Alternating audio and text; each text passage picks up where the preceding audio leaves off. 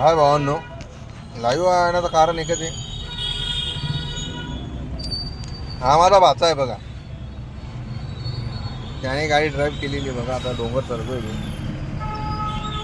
इतका आगाऊ येतो, इतका आगाऊ कांडी शे भो, तुला काय सांगू. ते ना म्हणजे ते ना कामच बेकारशी ऐकतच नाही तो. त्याला काय करा नाही काय नाही. त्याला सांगत मी शाय माझा आहे तो म्हणा मला युट्यूबर बनणार नाही, मला पबजी केव्हा नाही. अरे जे का तुम्ही भाव सो हा नाशिक ना पट्टे आहे. त्यानं वय फक्त 12-13 वर्षानं आहे. ड्रायव्हिंग लायसन्स नाही त्यांकडे आणि खुशाल गाडी चालाय राहणार तो.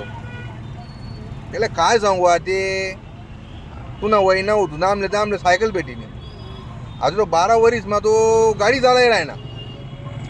आणि मला साईडले बसायची ना ते ना. तुम्ही देखू शकस किती ट्रॅफिक आहे, दुनियाभरनी ट्रॅफिक आहे देखील. आणि त्यानं म्हणणं असं आहे गावात हो की मामा मी पायलट शे म्हणे, इथला मोठा पायलट शे म्हणे का तू सांगू शकत नाही म्हणे. तो ऐकत नाही. आले आमना आला तर काय सांगू तुमले. ते का तो वर देखील एकटे अरे का मजा ना असंच काय सांगू तुमले. आई परिस्थिती होऊन आमना जमाना भारी होता तो 90 स्पीड वाला. येतले काय माहिती आमनी जिंदगी आमनी जिंदगी अर्धी जिंदगी गोटा भावरात मग येणी जिंदगी ते का कट जाई राणी कार मा जे का आमले कार बी को भेटे जो कोण लग्न राहिलं तर होय त्या बी मागणं चिटो टाकी आमले काडी कचरा सारखा.